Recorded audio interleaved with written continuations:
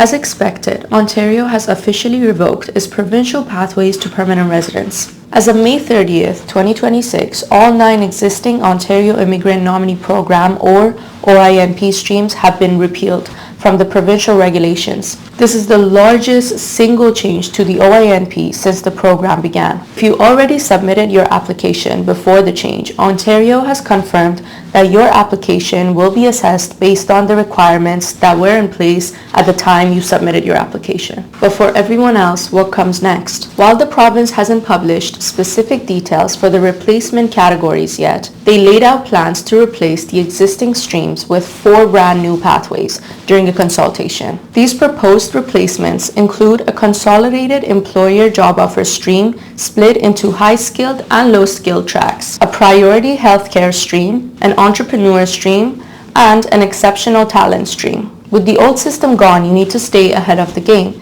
so make sure to follow our page for more immigration updates.